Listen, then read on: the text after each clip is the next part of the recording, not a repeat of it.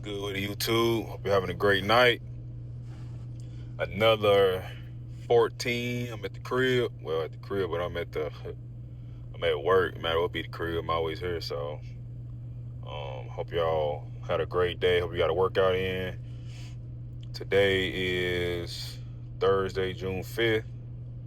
I got a couple more days out here in the field, and I'm going back home to my wife and my dog, who I do it for. And I want to thank God for allowing me to see this day, man. We ain't perfect, y'all. So quit trying to act perfect. Quit trying to judge others because they're not perfect. But Jesus died on the cross for all of our sins, right? So he died for us. So I'm going to live for him. You know what I mean? So, and a lot of people don't follow because they don't think they're worthy or deserve God's mercy. You know what I mean? And we don't deserve it. We do not deserve it. But he did that for us, but we have to accept that every day. You know what I mean? He can't make us, but we have to accept what he did for us and live life. And yeah, that's what I do. I try to stand by what I teach and what I try to inspire others to do. And you gotta resist temptation. Temptation is definitely a tactic that the devil used even in the Bible days. You know, it's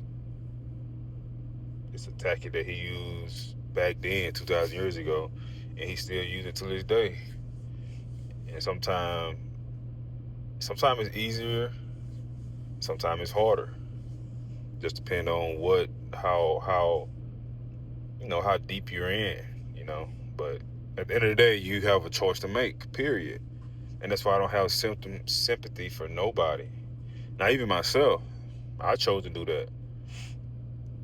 I made that choice. So why would I not take accountability, hold myself accountable, and be honest and say, yeah, that was me. See, a lot of people blame it on the devil. Yeah, you're right. The devil might have put that hurdle in front of you. Maybe. Like, still, though, maybe. I still don't believe that. I don't believe the devil put that there. I believe you put yourself there.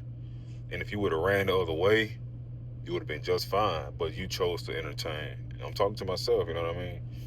You chose to entertain. But you put yourself in that situation. Now you got to make a choice, right? But I see a lot of people, they blame others for what they did 5 years ago. Bro, you made that choice. Just like everybody made that choice not to invest in Bitcoin. Y'all, you see people online that's talking about, oh man, my friend was telling me to buy it at $10 and $30 and $100 and $5,000. People were telling me to do that. Bro, we don't want to hear that, man. Now that Bitcoin is worth over 100 grand for one coin, I don't want to hear that, bro. Everybody got that sob. Somebody told me to invest in Bitcoin story. And I don't want to hear that, bro. Take accountability. You missed that investment. But I didn't know nothing about no Bitcoin 7 years ago, 10 years ago. So I can't make that my story. I didn't know nothing about it. I didn't know nothing about crypto. Still don't really know too much about crypto. But anyway, I do real estate.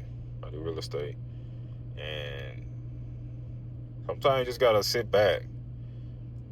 Uh, I'm learning, man. Just let stuff unfold. Now, it's a thin line between not making no move and letting the move unfold. It's a thin line between procrastination and actually being lazy. It's a thin line between procrastination and being patient, my bad. It's the difference between being patient and procrastination. It's a real thin line, bro. And that's what I really can't put my finger on right now. I feel like I should be doing something, to enhance my business. But right now, it's for me, it's the waiting period.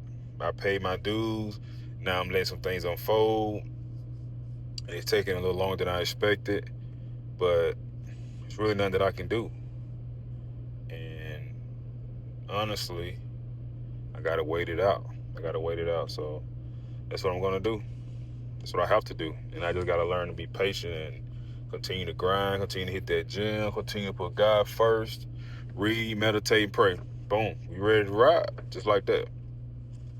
And I want to inspire others. The people watching this video, don't get into big of a hurry, because that's how you make mistakes. That's how you buy bad investments. That's how you miss something that could have been a little bit better if you just waited. And you hear that voice in the back of in the back of your mind, the back of your brain, telling you, bro, just wait, just wait, just wait. We know you got the money, but just wait. Something better coming along. Like I said though, it's a thin line between procrastination though and actually being patient. And I'm trying to, put my hands on both of them, put my finger on both of them. So, but other than that, man, life is good, even when it ain't good. Even though you can find something to complain about, life is still good because you woke up this morning.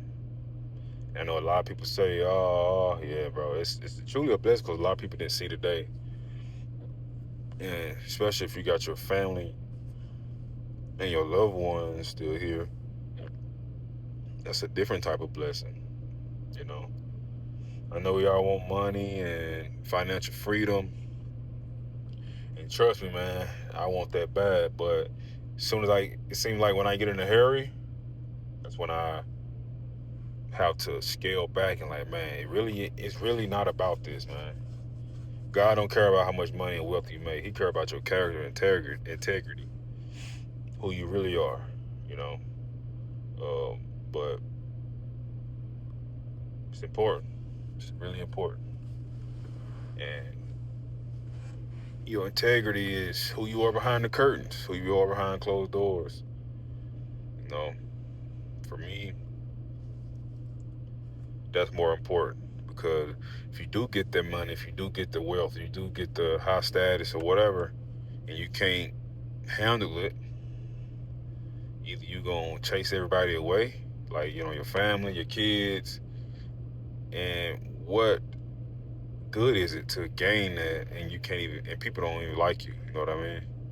There's a lot of people out there like that. A lot of people that don't even have money and they are popular. Period, man. So it ain't about all that. It really ain't. But I know we chase it. We chase it, bro. And it's important to keep going. It's important to stay on your routine even when you don't feel like it. And that's what I do. Today is my Saturday, I believe. I've been out here 5, 6 days. So I didn't go to the gym last night.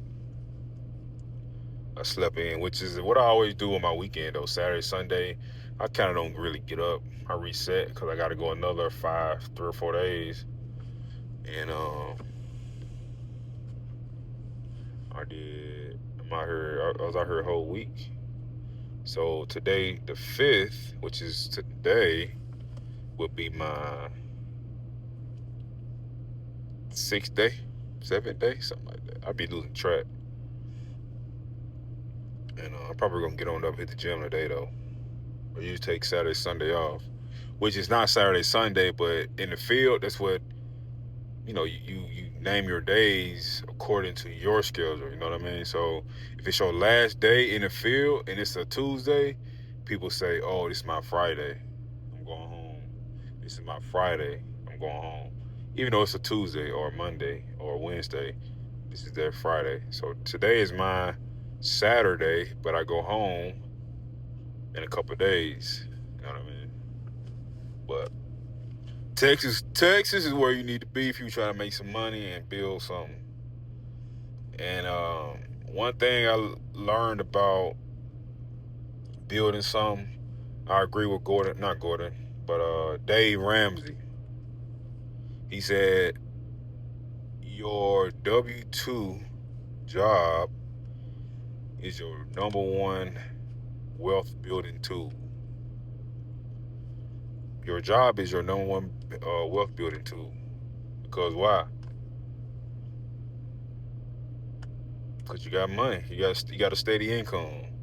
See, for me, man, I don't start at 3 businesses, and I don't think I never start a business again. Simply because now I might buy an existing business that's already making money, but start one from the ground up, from scratch, it just makes no sense to do that. It makes no sense to do that. Now, unless you just, starting a business is all about feelings, though. If you want to start a business cooking because you love to cook, which is an emotion, which is you connected to it, because, that don't mean you know business, though. So, for me, I'll buy an existing restaurant, if it's making money, or I'll buy an existing ATM business, but I never start one from the ground up. The reason why I do real estate and I start this business from the ground up because you don't have to go out there and look for clients. Now you can, you hire a property management to go get tenants, and then I guess those are your clients, but it's way more people that's lined up to live somewhere than to actually go get a haircut. That's if you're a barber. Everybody don't need haircuts. Everybody don't need eyebrows attached. Everybody don't need eyelashes, So right then and there, your pool is cut in half. Not even talk about the competition that you got to compete against. But with real estate, everybody got to live somewhere. Everyone. So, yep, that's what I got today. Push, man. You got to keep pushing. And today, we're going to get up, hit that gym. Like I said, I'm only on bands right now. Bands. And I'm lifting, I guess I'm like curling like 15 pounds. But it's nothing crazy to like actually put a stress on my body. It's not like curling 50-pound dumbbells. It's something that I can do a lot of reps on with light effort. You know what I mean? So getting that pump.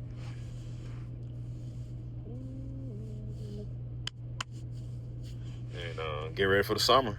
My birthday this month, so just gonna chill, turn up a little bit, not too much, and come back to work. Do it for my family, man. Thank y'all for tuning in. Hope you have a great day, great night, great morning in a couple hours when y'all wake up. And I'll probably be asleep. So, peace. Be blessed and not stressed.